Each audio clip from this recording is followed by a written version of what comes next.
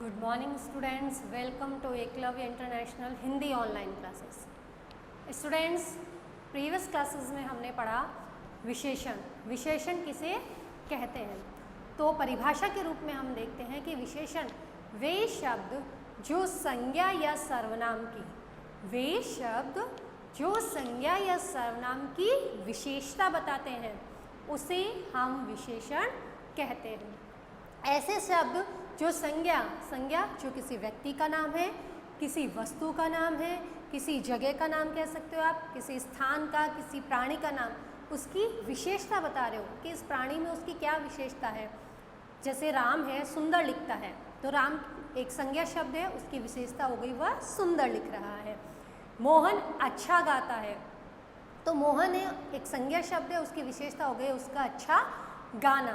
इसी तरीके से सर्वनाम शब्द कह सकते हैं हम, वह तेज दौड़ रहा है, तो उसकी विशेषता होगी कि उसका तेज दौड़ना। तो सर्वनाम शब्द हमने वह यूज़ कर लिया।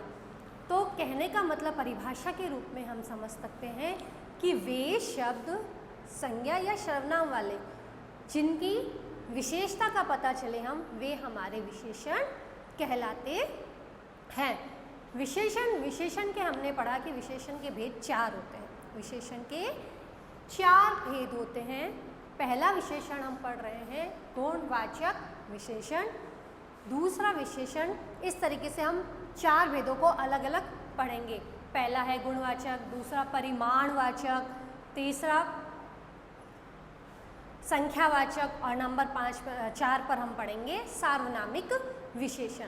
पहला हम देख रहे हैं गुणवाचक विशेषण। गुण, जैसा कि नाम से हम जान सकते हैं, गुण यानी कि जो विशेषण शब्द या ऐसे शब्द, कौन से, या तो वो किसके होंगे, संज्ञा के या सर्वनाम शब्दों के, वे शब्द जो या तो संज्ञा या सर्वनाम शब्दों के एक तो रंग, एक उसका रूप, उसका गुण और उसकी अवस्था, आकार आदि का बोध कराते हैं।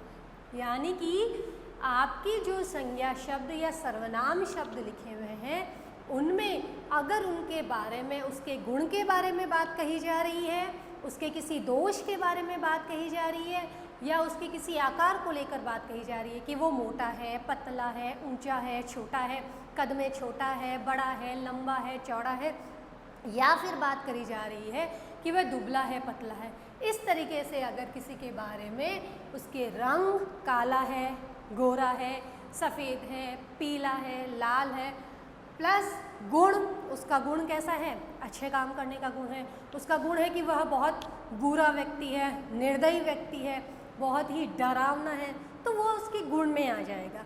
इसी तरीके से नंबर 3 पे आता है उसकी अवस्था, उसका आकार से मैंने आपको बताई दिया, उसका आकार बड़ा हो सकता है, छोटा आकार के बारे में बात कर सकते हैं। अगर उसकी लंबाई बहुत ज़्यादा है तो क्या कहते हैं, यह एक विशालकाय है, तो यह भी उसकी एक क्या हो गई, अवस्था हो गई। उसके आकार के बारे में हमने बात कर ली। तो ये सभी जिसमें उसके गुण, रूप, रंग, उसकी विशेषता के बारे में हमें पता चले, वह हमारा गुणवाचक विशेषण कहलाता है। क्या कहलाता है? गुणवाचक विशेषण। परिभाषा के रूप में हम वापस देखेंगे, जो शब्द संज्ञा या सर्वनाम शब्दों के रंग, रूप, गुण, अवस्था, आकार आदि का बोध कराते हैं, वे गुणवाचक विशेषण कहलाते हैं। जैसे मोटा, पतला, काला, बीमार, वीर, बहादुर, पीला, कामचोर आदि। यदि हम किसी की बात करें उदाहरण के तौर पे, तो हम ऐसे कह सकते हैं, उदाहरण में अगर समझे कि राम बहुत मोटा है, तो उसकी विशेषता क्या हो गई, मैंने उदाहरण के रूप में लिखा, उदाहरण से समझते हैं।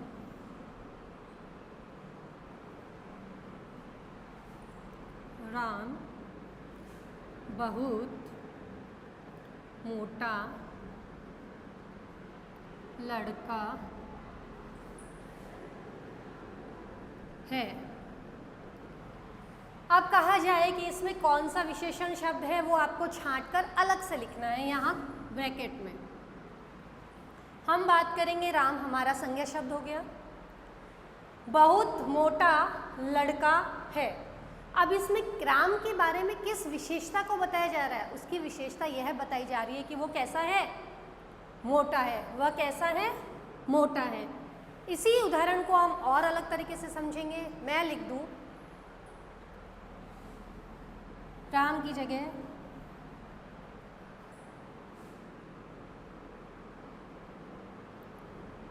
राम कामचोर लड़का है। कहने का मतलब हो गया कि राम की विशेषता क्या हो गई? उसका कामचोर होना, क्योंकि वो क्या कर रहा है? अपने काम से जी चुरा रहा है।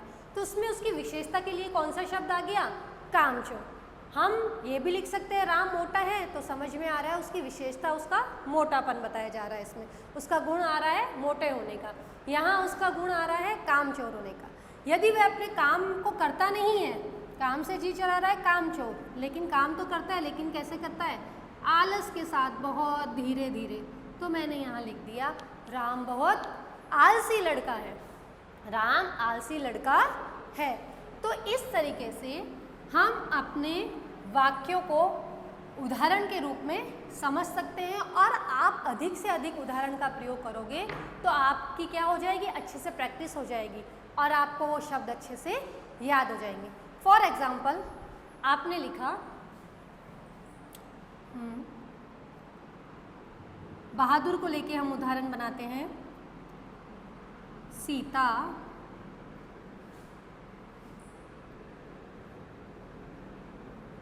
बहादुर लड़की है। इसमें से आपको सीता का गुण बताना है कि उसमें उसकी किस चीज़ की विशेषता है, उसमें कौन सा गुण है। तो सीता का गुण है कि वो कैसी है? निडर है, बहादुर है। इसका हम दूसरा उदाहरण इस तरीके से समझ सकते हैं कि सीता तो बहादुर है, लेकिन राम कायर है। सीता तो बहादुर है, लेकिन राम कैसा है? कायर है। तो राम की विशेषता, राम का गुण क्या हो गया? उसका कायर होना, और सीता का गुण हो गया उसका बहादुर होना। इसी तरीके से मैंने एक आम का एग्जाम्पल ले लिया कि आम बहुत मीठा है या आम बहुत पीला है। तो आम की विशेषता क्या हो गई? अगर मैंने मीठा लिखा तो आम की विशेषता है उसका मीठा होना। यदि मैंने लिखा आम पीला है, तो पीला क्या है? उसका रंग रूप। पीला क्या है? उसका रंग और रूप। और जब किसी रंग रूप के बारे हम कहा जाता है तो वो भी हमारा गुणवाचक विशेषण आता है। वह भी हमारा कौन सा विशेषण आता है? गुणवाचक। तो हम उस उदाहरण के अंदर इस तरीके से लिख देंगे,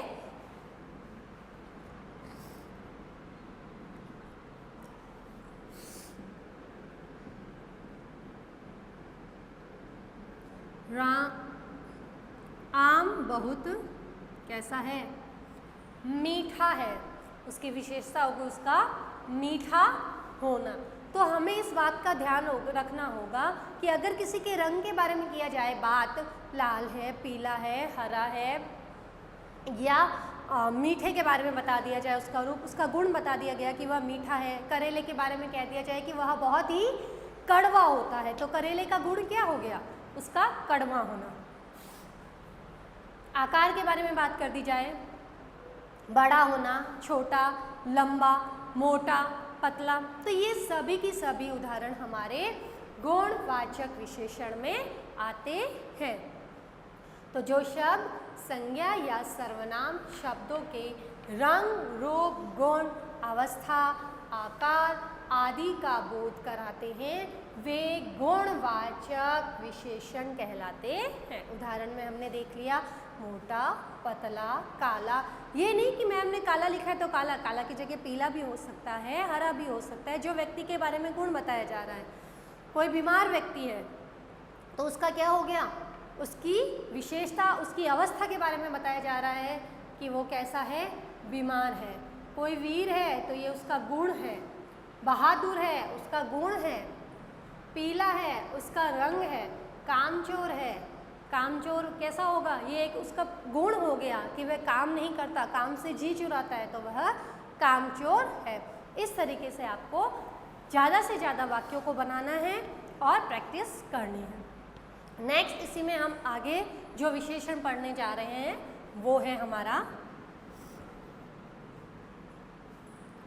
परिमाण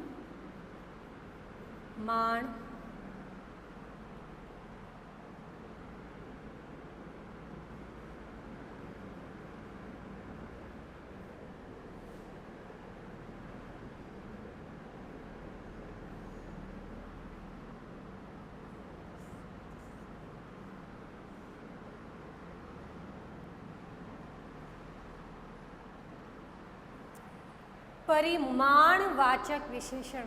शब्द पे ध्यान देंगे, परिणाम नहीं होकर परिमाण है। परिमाण, परिमाण का अर्थ होता है किसी चीज का माप या तोल, किसी भी वस्तु का, तो हम कह देंगे शाब्दिक अर्थ। शाब्दिक अर्थ आप लिख लीजिए इसका, माप या तौल। किसी भी वस्तु का माप या तौल क्या कहलाता है, परिमाण कहलाता है। अब नाम से हम इसका अर्थ निकालेंगे, नाम से हम निकालेंगे परिणाम यानी तो हो जाता है हल, परिणाम यानी तो हो जाता है हल, और परिमाण का अर्थ मैंने आपको बताया माप या तौल। यदि हम किसी वस्तु के बारे में माप या तौल की बात करें कि यह वस्तु मात्रा में इतनी है, यह वस्तु मात्रा में मैंने इतनी खरीदी, जैसे एग्जाम्पल के रूप में लिया, मैं मार्केट गई, हम लोग बाजार गए, बाजार से हमने आम खरीदे। अब किसी ने पूछा कि आपने कितने आम खरीदे, आपने कितने आम खरीदे, उदाहरण के रूप में मैंने बोल दिया मैंने 5 किलो आम खरीदे, मैंने 5 किलो आम खरीदे।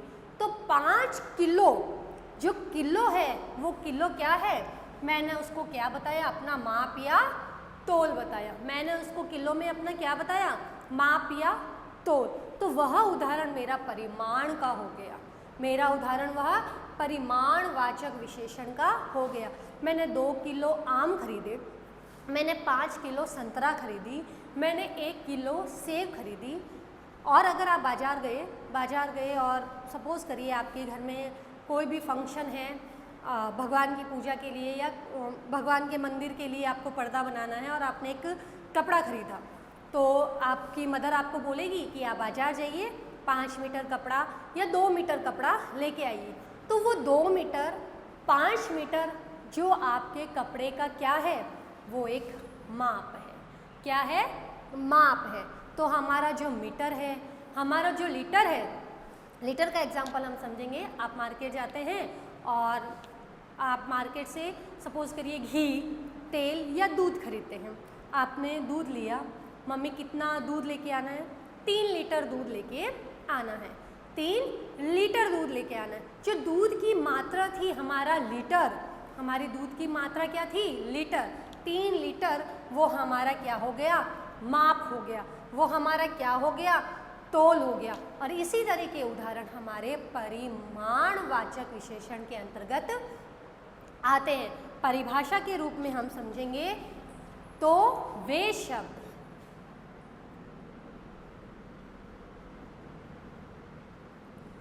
जो किसी माप या तोल, माप या तोल का क्या करवाते हैं, बोध करवाते हैं।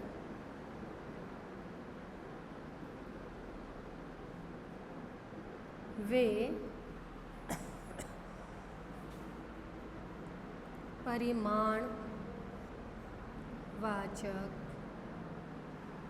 परिमाणवाचक विशेषण कहलाते हैं। क्या कहलाते हैं वे, परिमाणवाचक विशेषण कहलाते हैं। वे शब्द जो किसी वस्तु का, जो किसी माप या तोल का, किसका, किसी वस्तु के माप या तोल का क्या करवा रहे हैं, बोध करवा रहे हैं। मैं बाजार गई, मैंने सेब खरीदी, मैंने 5 किलो सेब खरीदी, तो वह मेरा जो 5 किलो का माप है, वह मेरा जो 6 किलो का माप है, 5 किलो का माप है, 3 किलो का माप है, वह मेरा परिमाणवाचक विशेषण का क्या आ जाता है, उदाहरण हो जाता है। तो इसे हम देखते हैं। परिभाषा के रूप में इसे आप अच्छे से लिखिए, इन्हें अच्छे से अपनी कॉपी में राइट डाउन करना है सभी स्टूडेंट्स को।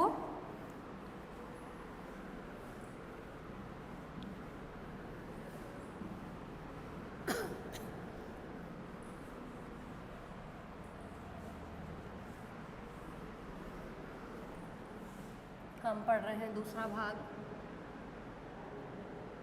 परिमाणवाचक विशेषण। वे शब्द जो संज्ञा या सर्वनाम शब्दों के संज्ञा या सर्वनाम शब्दों के क्या माप या तोल। क्या परिमाण का अर्थ मैंने बताया, संज्ञा या सर्वनाम शब्दों की क्या, उसके माप या तोल के बारे में क्या बताते हैं, माप या तोल के बारे में बताते हैं।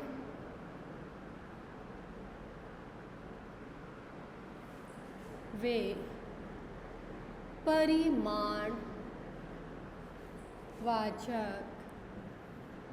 विशेषण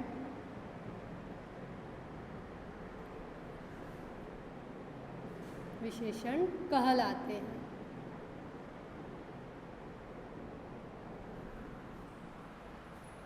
एग्जाम्पल के रूप में हम देखेंगे,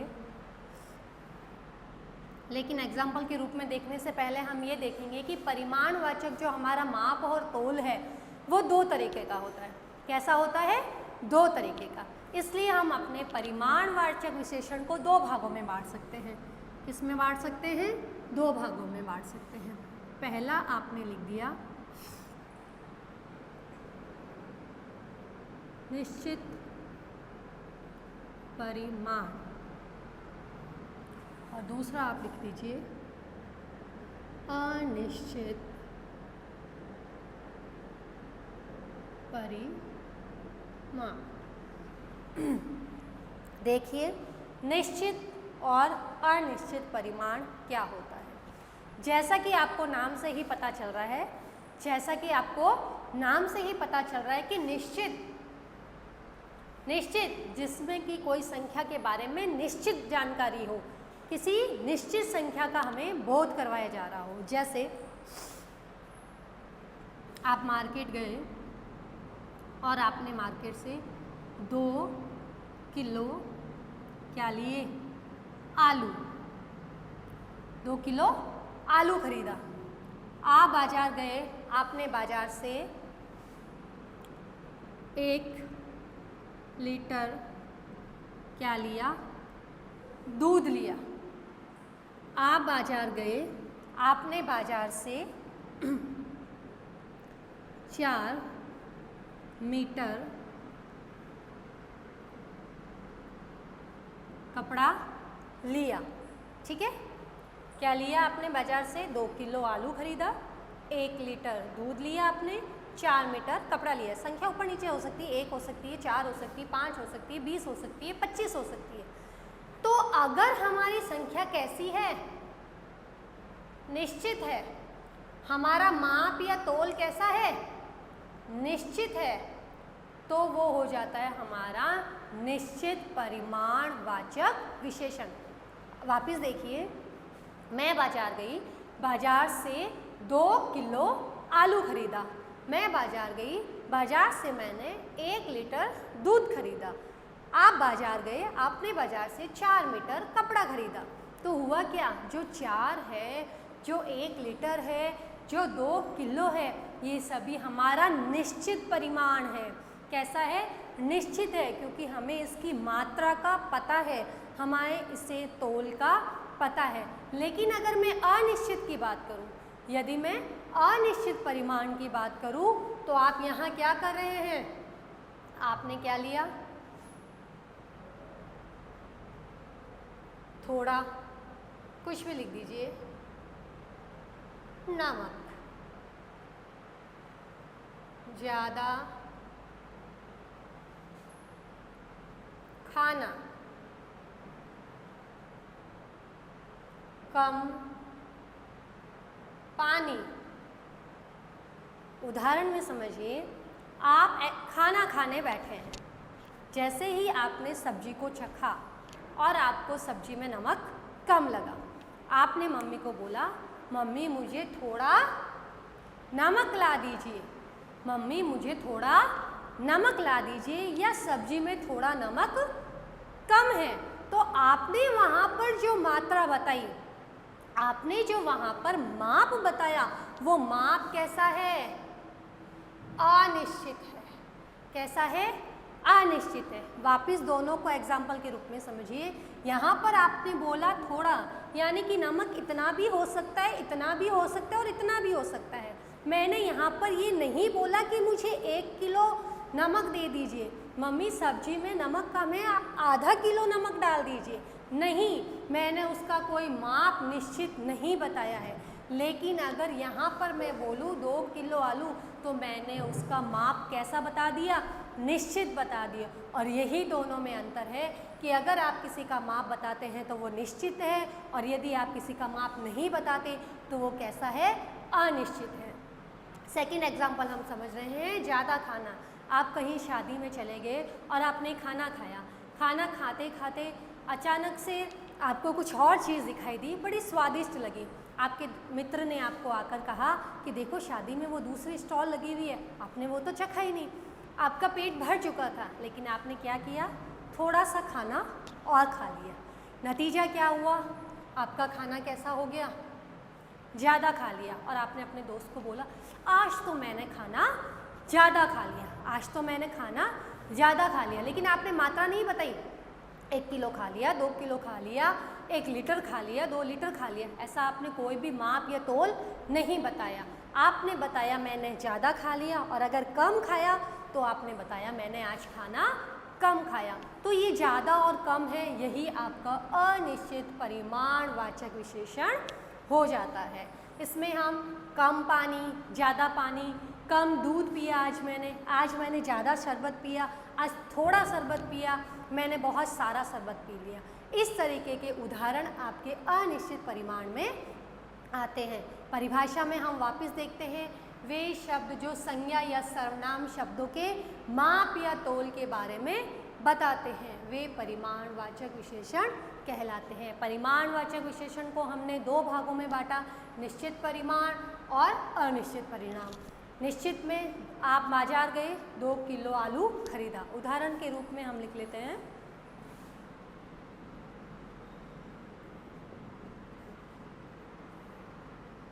मोहन ने 2 किलो आलू खरीदा। 2 किलो आलू हो गया आपका निश्चित परिमाण वाचक विशेषण। ठीक है, इसी का दूसरा उदाहरण देखते हैं, श्याम ने कम दूध पिया। श्याम ने कम दूध पिया। तो ये जो हमारा कम, ज़्यादा, थोड़ा है, ये है अनिश्चित परिमाण वाचक विशेषण। इसमें आपको कंफ्यूज नहीं होना है, नाम के अकॉर्डिंग याद रखना है। निश्चित है तो उसमें हमें कोई संख्या निश्चित दी होगी, माप या तोल उसका निश्चित दिया होगा। लेकिन अगर अनिश्चित है तो उसका माप थोड़ा ज़्यादा, कम, बहुत, इस तरीके से अनिश्चित रूप में दिया होगा। यहाँ पर 1 लीटर 2 लीटर नहीं होगा। इस तरीके से आप इन दोनों में अंतर निकाल सकते हैं। और उसके आगे अगर एग्जाम में ऐसा आ जाता है कि अनिश्चित कौन सा है, तो आप अनिश्चित के नीचे अनिश्चित और निश्चित के नीचे निश्चित, या आगे ब्रैकेट में उसको इस तरीके से फिल कर सकते हैं। Okay, thanks students. Next video में हम इससे आगे पढ़ेंगे। Thank you.